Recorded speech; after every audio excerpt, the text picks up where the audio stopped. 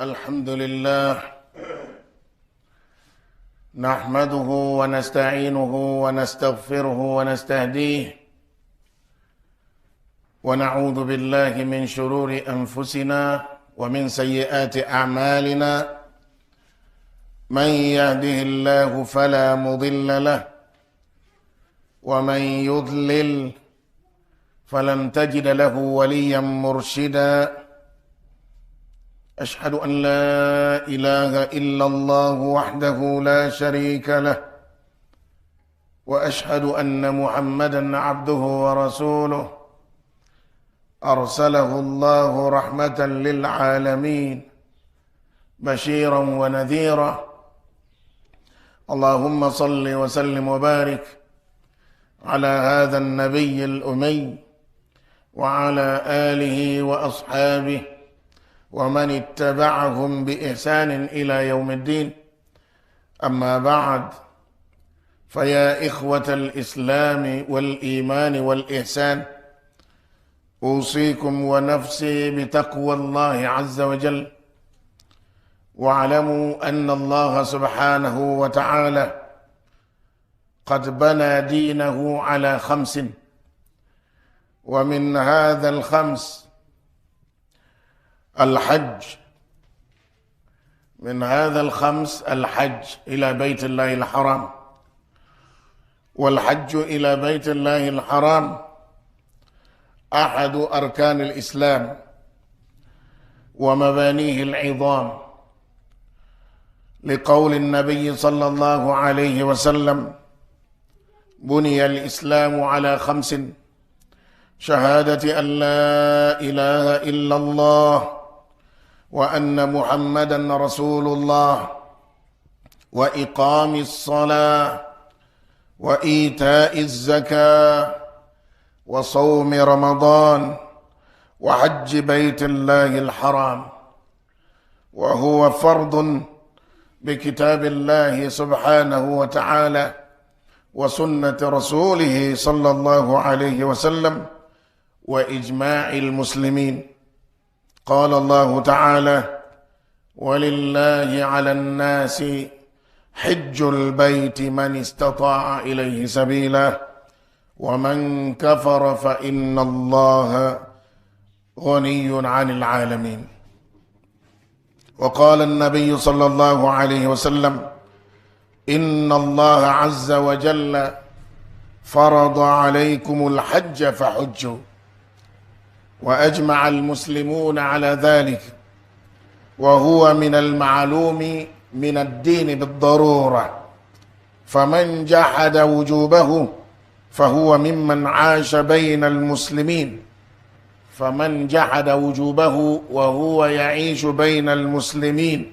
فإنه يكون كافرا وأما من تركه تهاونا فإنه على خطر عظيم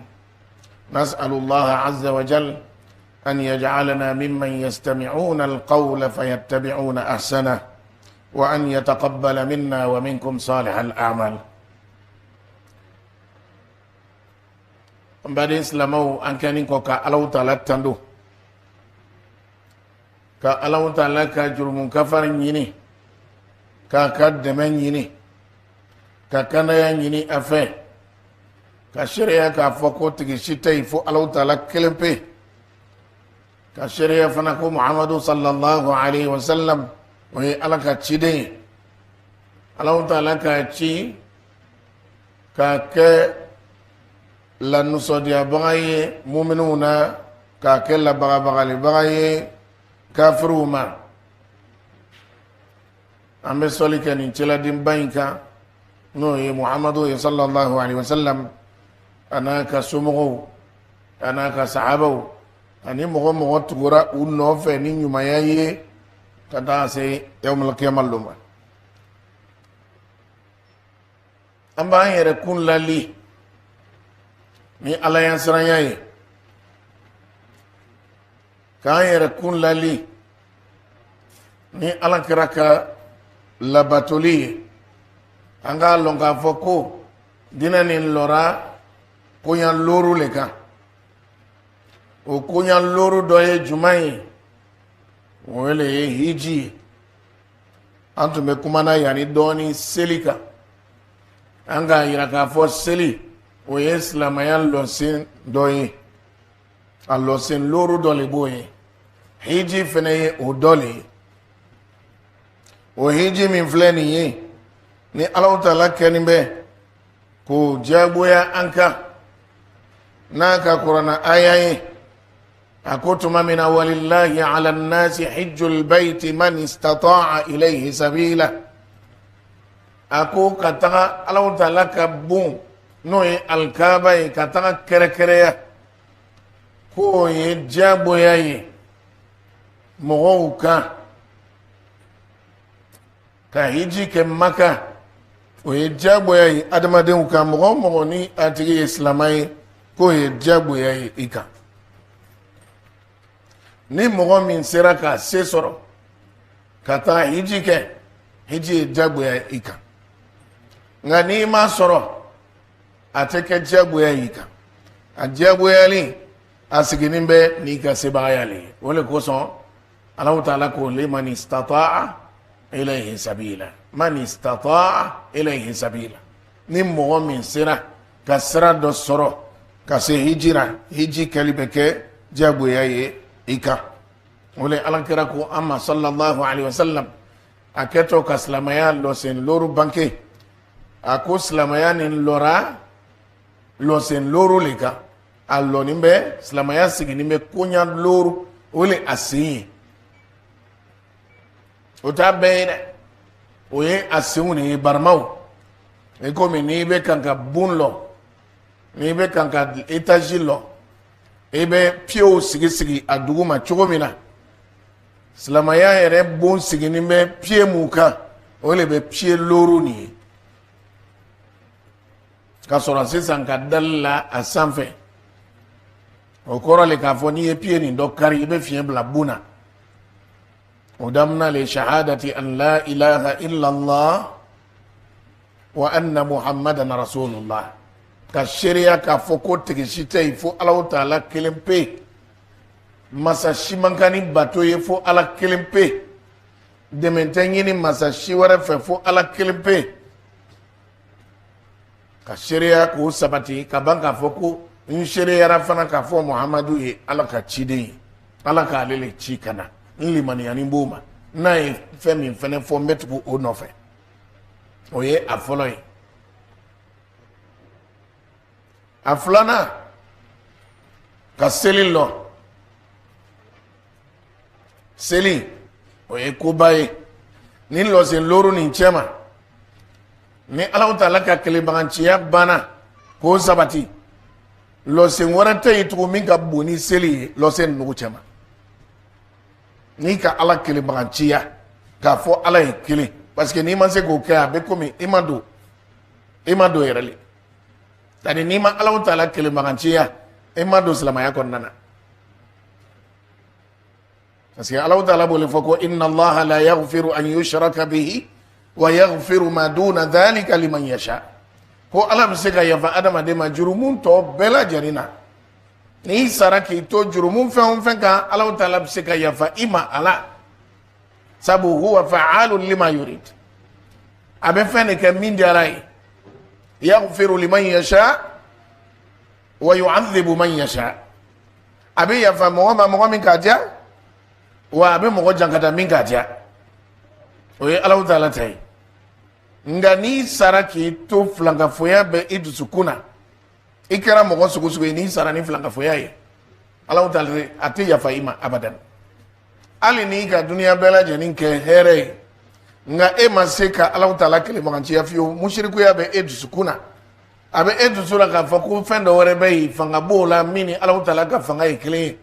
i ma o bɛ se ka fɛn dɔ bali i ma o bɛ ko dogonin lɔ o tuma na fɛ Allah Ta'ala ko k'a tɛ yafa i ma abadan o tuma n'o bɔra yen ni tawhidu bɔra yen fɛn min bɛ na o le seli ye seli an k'o fɔ ka tɛmɛ fɛn min bɛ an ni kafiriya cɛ o le seli ye n'i ma seli ye kafiri le ye o tuma i b'a lɔn k'a fɔ ko jogoɲumanya ko kuma t'o yɔrɔ la yen Ala ka diinɛ faamuya ko ɲuman d'a ma lɔsen sabanan wa ita zaka ka jaga di i ka nafolo sera jagabɔ ma k'a jagabɔ k'a di fagantanw ma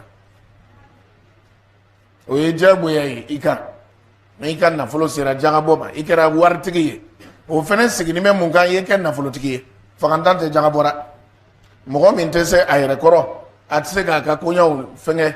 hali n'a sɔrɔ wari marani b'a bolo wari de marani b'a bolo ka ko dɔ le kɛ n'a ye a mako b'a la o tɛ nafolotigi ye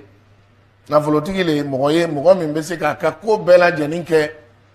a ka nafolo marani kɔfɛ ka san minimini ka bɛn a kan a mako tɛ s'a ma foyi tɛ s'a ma dɔ le bɛ fara a kan tuma dɔ ou bien dɔ tɛ bɔ a la o le kosɔn a fɔra le ko waritigi a ma fɔ ko bɛɛ bɛ jaga bɔ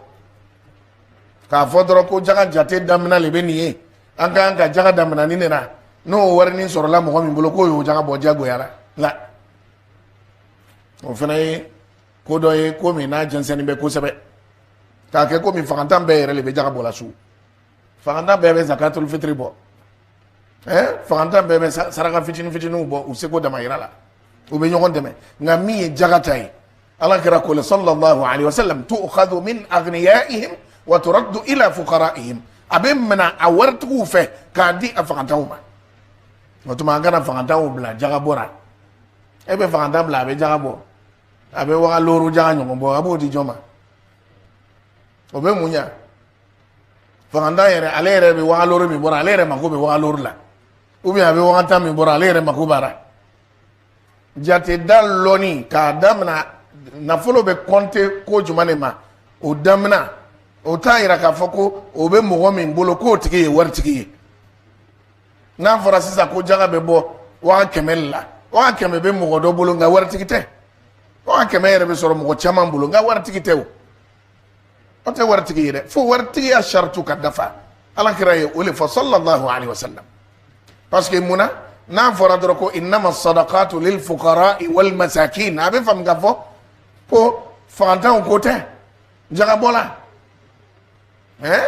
o le ala kira k'a fɔ ko tu'khadhu min aghniyaihim wa turaddu ila fuqara'ihim mais ka fagantanw bila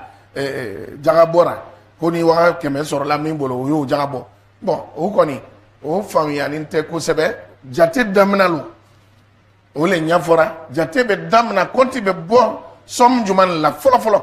a valeur ye jumɛn ye sani garamu dani wari bɛ garamu dani wala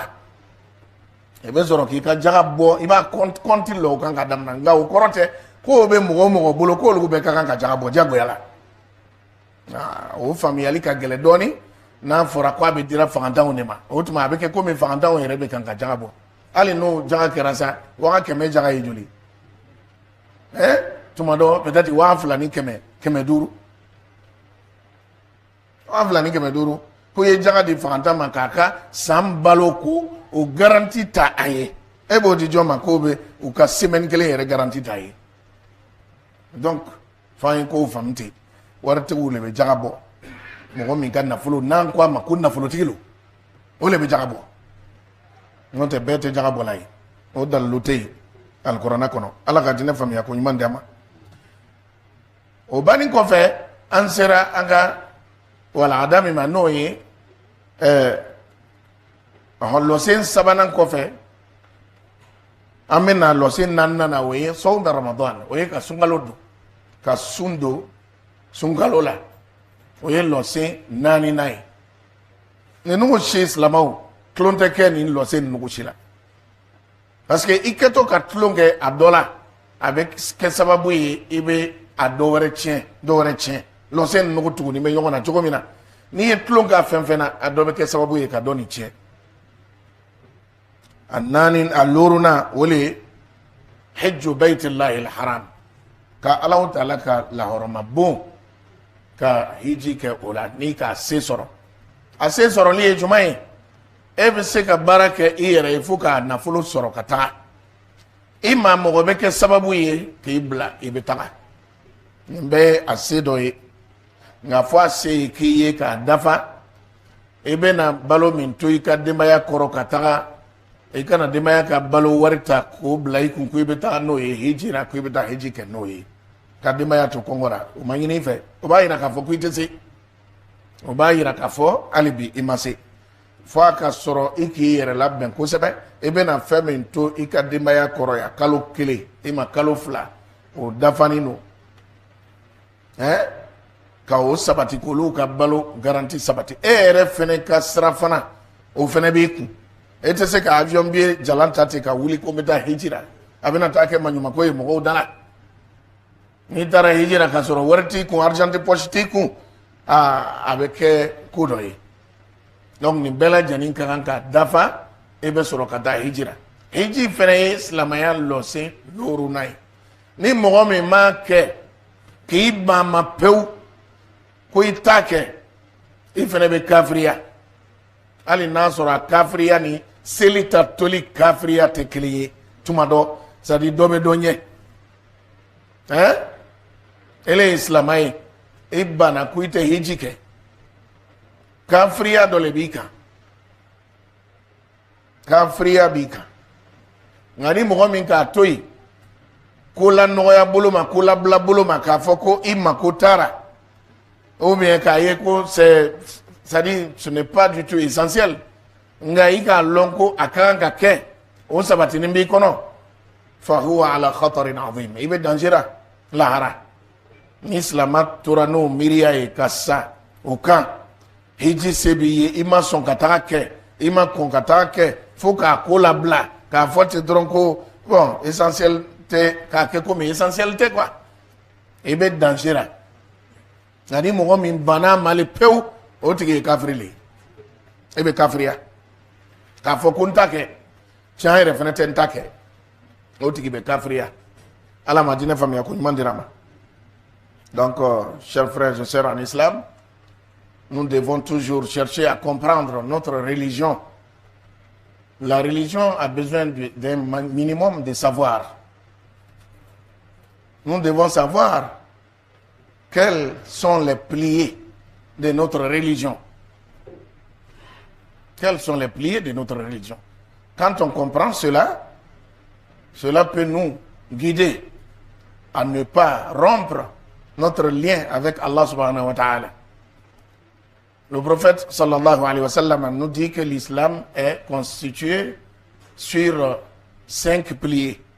Le premier pilier, c'est d'attester qu'il n'y a de divinité en dehors d'Allah subhanahu wa ta'ala. Il n'y a de Dieu que Dieu. Il n'y a d'Allah qu'Allah subhanahu wa ta'ala. Et que le prophète Mohammed sallallahu alayhi wa sallam est son messager. Cela doit être confirmé à l'intérieur et à l'extérieur. C'est-à-dire, on doit formuler cela comme nous l'avons intentionné et travailler avec. On ne peut pas croire en Allah subhanahu wa ta'ala puis aller consulter les charlatans et les médiums ou croire en un autre pouvoir caché. Cela n'existe pas. C'est Allah seul qui connaît l'invisible et c'est à lui qu'on doit tout retourner. Ensuite, l'attestation que le prophète Mohammed sallallahu alayhi wa sallam est le messager d'Allah subhanahu wa ta'ala constitue à obéir à ses hadiths authentiques et à faire, c'est-à-dire à imiter sa tradition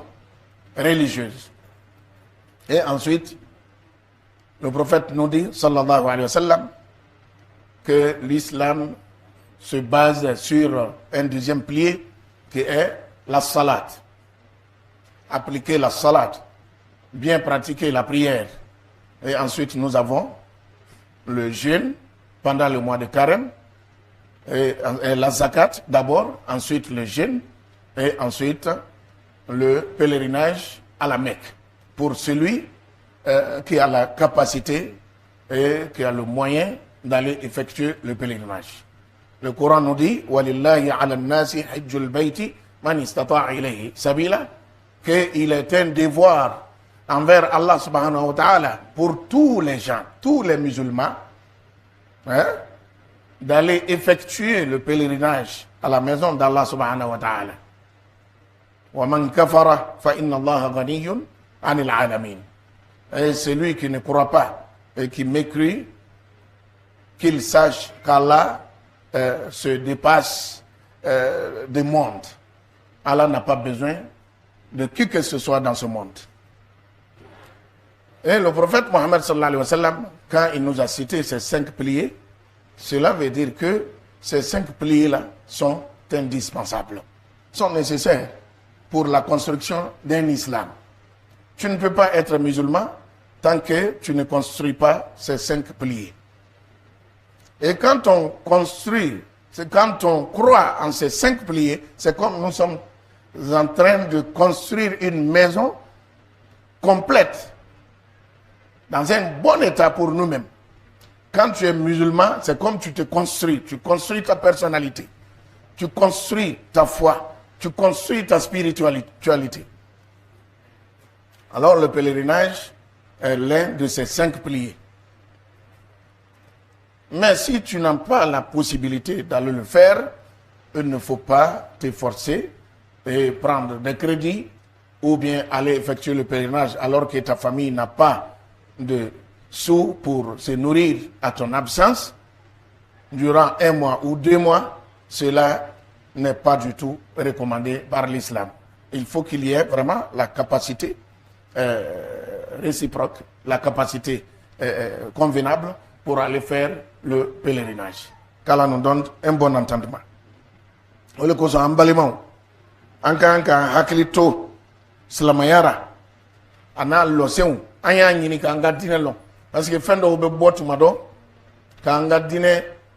kuma chaya akunte do ware fu dine yere famille balia fendo be wo loni be dinera, c'est-à-dire ali nika mo be makala ali nika nyini ga dinera ko ni emuye aba funyina ko ni ne beni abe fo lu ma ko al ma'lumu min ad-din bi darura femu yere loni be dinera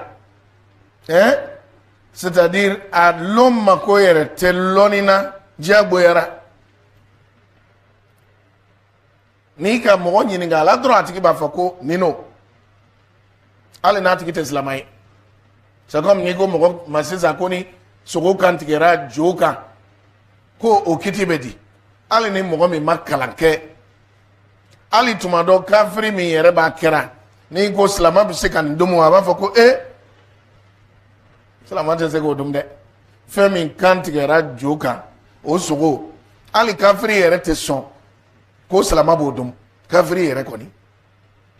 ni ile nana kana fako o nyogon ko kan abe mu fo mais faut être mo blara ni jahiliyate, l'ignorance. L'ignorance est une obscurité. Et le problème fondamental aujourd'hui des musulmans, c'est l'ignorance. Nous ne cherchons pas à connaître notre religion, réellement. On dit qu'on est né musulman. Tu es né musulman. Il y a le Coran, et il y a le hadiths du prophète Mohammed sallallahu alayhi wa sallam. Tu n'as pas eu le temps pour apprendre quelque chose du Coran, c'est-à-dire pour mieux comprendre ta religion. Ni par le Coran, ni par les hadiths. Tu as vécu 40 ans, 50 ans à cet état-là, sans connaître la moindre chose de ta religion. Cela est vraiment blâmable. Et c'est ce qui fait que toujours nous avons des gens, des hypocrites qui veulent égarer les gens, et leur objectif c'est de leur soutirer de l'argent, ou de se faire suivre par les ignorants afin qu'ils puissent s'enrichir et être un guide. C'est l'hypocrisie, chers frères et sœurs, en islam. Et c'est ainsi, si vous vivez dans l'ignorance, il y aura toujours quelqu'un qui vous conduira comme des bêtes et vous guidera vers une destination inconnue.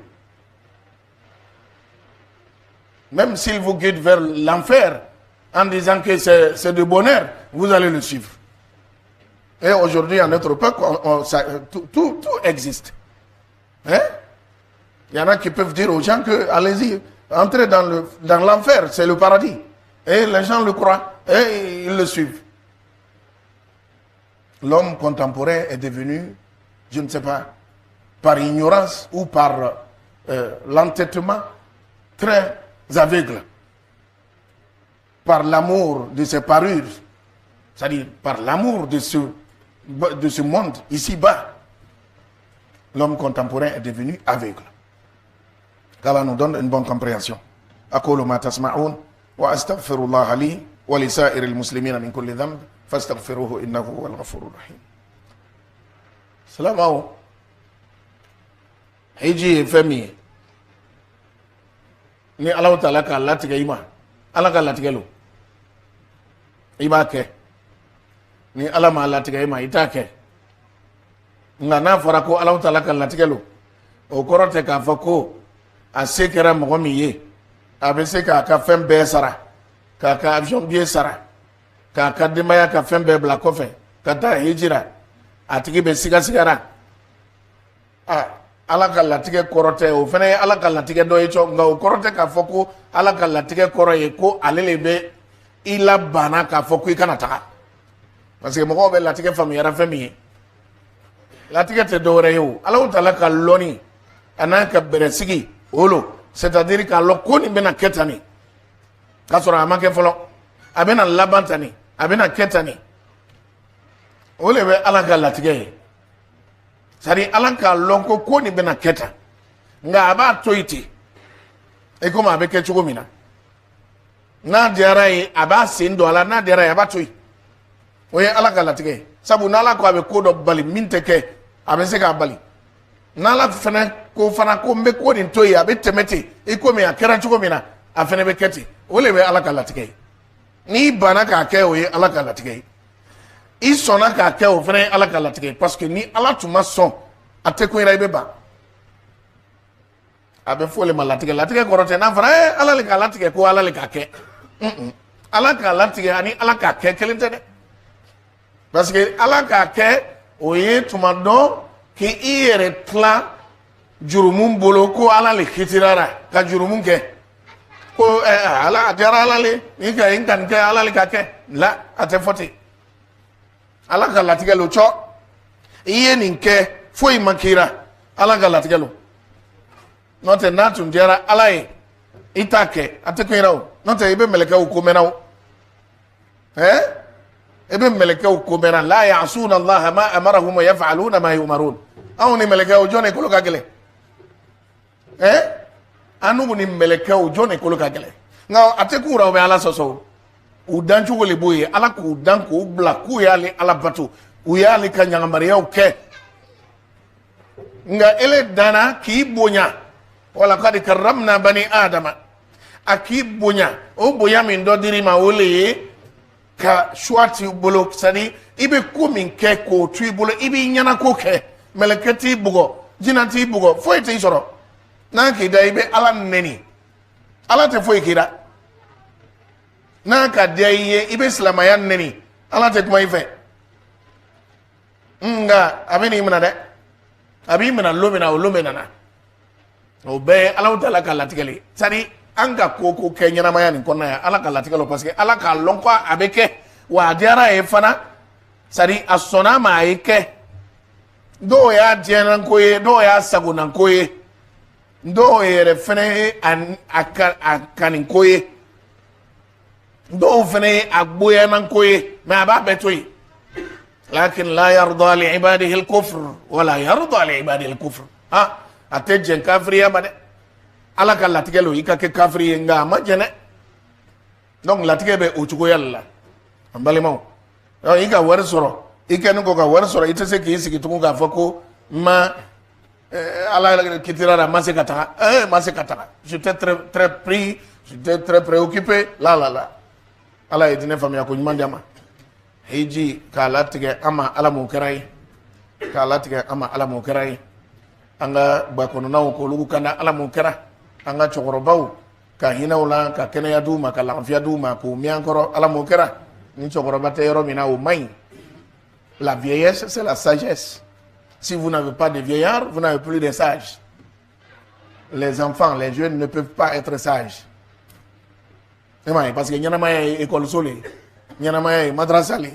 an bɛ dugawu le kɛ Ala ye cɛkɔrɔbaw caya an cɛ ma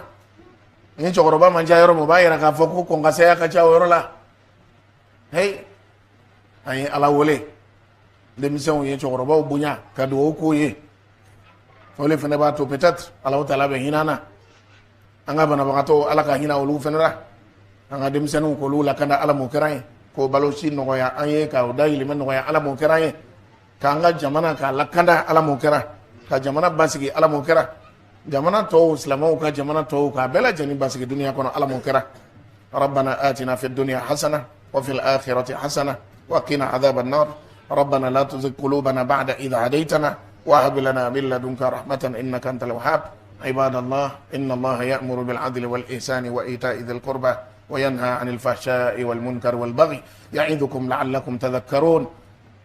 فاذكروه يذكركم واشكروه على نعمه يزدكم ولذكر الله أكبر والله يعلم ما تصنعون. اللهم صل وسلم وبارك على محمد وعلى آله وصحبه ومن والاهم بإحسان إلى يوم الدين. وقوموا إلى صلاتكم يرحمني ويرحمكم الله.